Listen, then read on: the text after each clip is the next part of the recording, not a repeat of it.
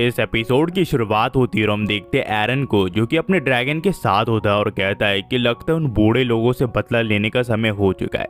वहीं पे हमें दिखाया जाता है केन के स्कूल के यहाँ पे, जहाँ पे आज रॉयल पैलेस से एक मैजिशियन आया होता है। उससे पहले ये लोग इसे कुछ बताते हैं। केन को यहाँ पे टीचर बुला लेती है। केन को लगता है कि आज भी ये इसे यहाँ से निकालने वाले, पर टीचर इसे बताती कि ये समनिंग क्लास है तो केन भी यहाँ पे रुक सकता है। ये मैजिशियन फिर अपना नाम ग्रैड बताता है और साथ ही साथ कहता है कि रॉयल पैलेस में एक मैजिशियन है और ये बताता है कि समनिंग दो प्रकार के होते हैं। एक वो जिस टाइम आप एनिमल के साथ बॉन्ड बनाते हो और उनके साथ कॉन्ट्रैक्ट बना चाहते हो, और दूसरा होता है आप उसे समन करते हो जिसके बाद आप उसके साथ कॉन्ट्रैक्ट करते हो। और आज तुम सभी बच्चों का टेस्ट होने वाला है जहाँ पे तुम समनिंग सीखोगे और साथ ही साथ मैं तुम्हें ये पेपर दूंगा जिससे तुम सारे समन्स को बुला सकते हो। ये सब बच्चे अलग अलग समन्स को बुलाने लग जाते हैं और सभी को काफी मजा आ रहा होता है। उतने में एक बच्चा काफी ज्यादा जोश में होता है जो कि कहता है कि अब मेरी बारी है, पर वो गलती से काफी ताकतवर समन को बुला लेता है जिस वजह से वो समन यहाँ से गायब हो जाता है। ब्रैड फिर इस बच्चे को बताता है कि तुम्हारे पास इनफ माना नहीं था, इस वजह से वो समन गायब हो गया, पर तुमने कोशिश की वही बहुत बड़ी बात है और साथ ही साथ तुमने इतने ताकतवर बीस को समन किया।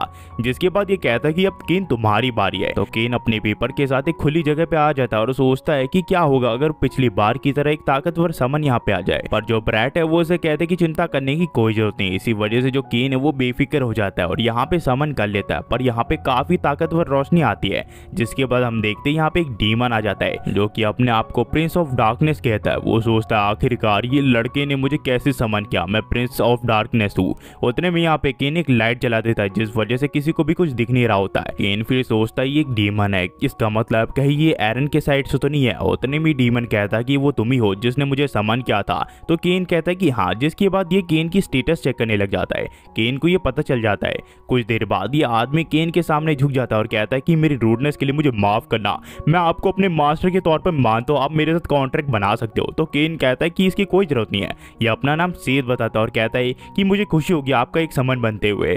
तो केन इस चीज के लिए मान जाता है और कहता है कि तुम मुझे केन बुला सकते हो। केन फिर यहाँ से इसे जाने के लिए कहता है। ये कहता है कि ठीक है, अगर आपको कोई नेशन को डिस्ट्रॉय करना हो तो मुझे बुला लेना, पर केन कहता है इसकी मुझे कोई जरूरत नहीं है। फिर सभी लोग पूछते हैं कि आखिरकार क्या हुआ। केन कहता है कि कुछ नहीं, वो मॉन्स्टर चला गया क्योंकि मैं उसकी वर्दी नहीं था। केन को लगता है उसने अच्छे से मैनेज करके इस चीज को कवर कर दिया, पर उसकी गलतफहमी जल्दी ही दूर हो जाती है जब किंग उसे समन करते हैं।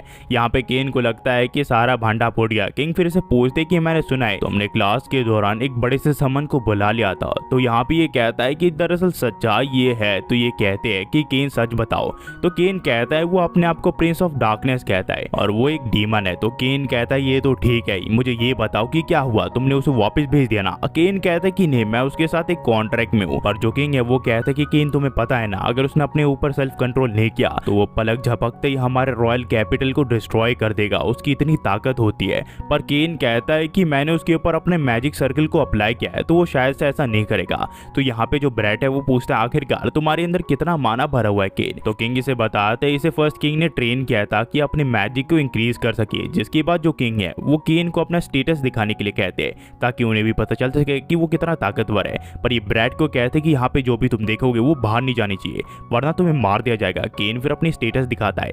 यहाँ पे डेमी गॉड लिखा आता है जिस वजह से ब्रैड इसके सामने झुक जाता है और सभी लोग हैरान होते हैं। ये लोग सोचते हैं कि लगता है केन को हमें आज से डेमी गॉड या फिर मास्टर केन के नाम से बुलाना पड़ेगा। पर उतने में किंग कहते हैं कि केन तुम्हें पता भी इतनी ताकत के साथ तुम पूरे किंगडम को डिस्ट्रॉय कर सकते हो, नहीं पूरी दुनिया को डिस्ट्रॉय कर सकते हो। तो केन कहता है कि सेत ने भी मुझे यही कहा था। केन फिर इन सबको कहता है कि आप मुझे नॉर्मल बच्चे की तरह ट्रीट कर सकते हो क्योंकि वही मेरे लिए बेहतर रहेगा। तो किंग कहते कि ठीक है, परंतु मेरी एक कंडीशन है, मैं चाहता हूँ कि तुम मेरे से ये किंगडम को ले लो जिसके बाद तुम इस किंगडम पे राज करोगे क्योंकि तुम काफी ताकतवर हो। उतने में ये ब्रैड को बताता है कि ब्रैड तुम्हें पता है ना तुम्हें क्या करना है, यहाँ पे जो भी तुमने सुना वो बाहर बातें नहीं जानी चाहिए। किंग फिर केन को कहते कि मैं तुम्हें एक लैंड दूंगा जो कि रॉयल किंगडम के पास ही होगा, उसे तुम्हें मैनेज करना है जिसके बाद तुम इस किंगडम पे राज कर सकते हो। अगर तुम उस छोटे से विलेज को प्रोटेक्ट करने में कामयाब हो गए तो मैं पूरे एंटायर नेशन को तुम्हारे नाम कर दूंगा। फिर हम देखते केन घर पे होता है तो यहाँ पे सिल्वर से पूछते कि आपको कौन सा डोमेन दिया जा रहा है। तो यहाँ पे केन कहता है कि इसके बारे में मुझे नहीं पता पर वो रॉयल कैपिटल के पास है। उतने में यहाँ पे केन का सर्वेंट आ जाता है जो कि उसे बताता है कि उसके किंगडम के ऊपर हमला हुआ है, उसके बड़े भाई ने उसे समन किया है।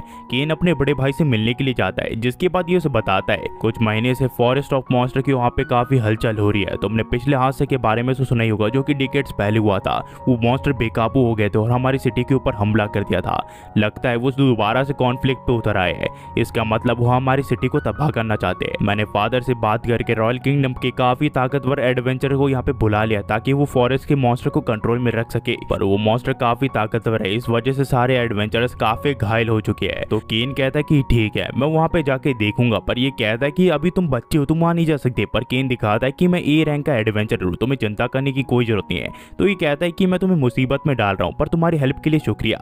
ये कहता है ऐसी कोई भी बात नहीं है, पर वहाँ पे जाने से पहले मैं एडवेंचर गिल्ड में जाना चाहूंगा। और जब ये वहाँ पे पहुंचता है तो उसे एक नई रिसेप्शनिस्ट मिलती है जो कि इसका ए रैंक का कार्ड देख के काफी हैरान हो जाती है। जिसके बाद यहाँ पे ओल्ड रिसेप्शनिस्ट भी आ जाती है जो कि कहती है कि केन तुम्हें देखे हुए काफी अरसा हो गया। केन कहता है कि हाँ। जिसके बाद रिसेप्शनिस्ट केन को यहाँ के हाल के बारे में बताती है। उतने में यहाँ पे मेली और नीना भी आ जाते हैं। केन पूछता है कि आखिरकार तुम दोनों यहाँ पे क्या कर रही हो। ये दोनों बताते हैं कि इसके भाई ने सारे एडवेंचरर्स को यहाँ पे समन कर लिया ताकि वो फॉरेस्ट ऑफ मॉन्स्टर को हरा सके। तो केन कहता है इसके बारे में तुमसे मुझसे पहले पता है, मैं काफी ज्यादा लेट आया हूँ। उतने में ये लोग बताते हैं कि क्लाउड और उसकी वाइफ नीना भी यहाँ पे आ रही है। तो केन कहता है ये तो काफी अच्छी बात है। उतने में रिसेप्शनिस्ट पूछते हैं कि आखिरकार केन क्या करने वाला है। तो केन कहता है कि चिंता मत करो, मैं अभी के लिए फॉरेस्ट में जाके ऑब्जर्व करूंगा कि आखिरकार वो मॉन्स्टर क्या कर रहा है। तो ये लोग कहते हैं कि तुम वहाँ पे अकेले नहीं जा सकते, वहाँ पे काफी ज्यादा खतरा है। पर केन कहता है मैं काफी ज्यादा ताकतवर हूँ। पर ये लोग कहते हैं कि अगर तुम्हारे साथ कुछ हुआ तो हम इसकी जिम्मेदारी नहीं ले सकते, और साथ ही साथ तुम नोबल भी हो। ये सभी के सभी केन को समझाने लग जाते हैं। उतने में रिसेप्शनिस्ट कहते हैं कि मुझे पता है तुम ताकतवर हो, पर तुम्हारे साथ किसी को तो होना चाहिए। पर केन कहते हैं कि उसकी चिंता तुम मत करो,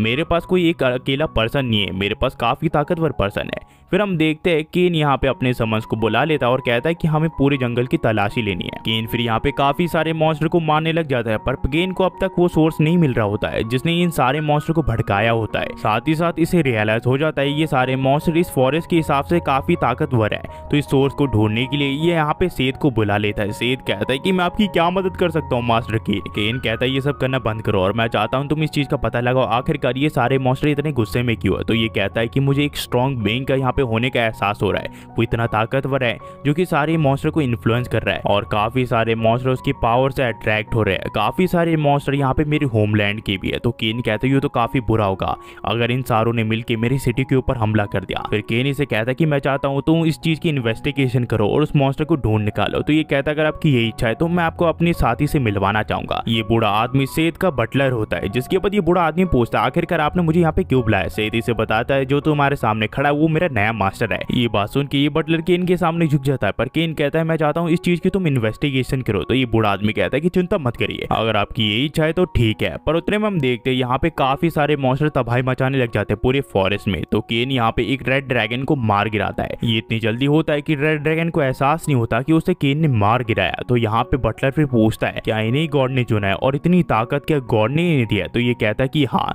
जिसके बाद केन कहता है कि मैं थोड़ी देर के लिए टाउन जा रहा हूँ क्योंकि मुझे थोड़ा काम है, क्या तुम यहाँ पे संभाल सकते हो। तो ये दोनों कहते हैं कि चिंता करिए मत, हम यहाँ पे संभाल लेंगे। पर यहाँ पे बटलर काफी ज्यादा हैरान होता है। फिर हम देखते हैं जो केन है वो सिटी में आ जाता है जहाँ ये रेड ड्रैगन ये सारे मॉन्स्टर को देख के ये सब काफी हैरान होते हैं। ये लोग पूछते हैं कि आखिरकार ये सब कहाँ से आए। तो केन इन्हें बताता है ये सारे मॉन्स्टर ऑफ फॉरेस्ट में इसे मिले, उन सबको इसने मार दिया जो कि तबाही मचा रहे थे। क्लाउड फिर केन को कहता है अगर ऐसे ही चला तो पूरी सिटी हमारी तबाह हो जाएगी। उतने में यहाँ पे केन इसे बताता है कि ऐसा लग रहा है कि कोई ताकतवर सारे मॉन्स्टर को कंट्रोल कर रहा है। वही हमें सेठ और उसके बटलर को दिखाया जाता है जहाँ सेठ का बटलर उसे बताता है कोई ताकतवर जीव हमारी तरफ अप्रोच कर रहा है। तो सेठ कहता है कि तुम ताकतवर तो हो ना, क्या तुम इस हमले को झेल पाओगे।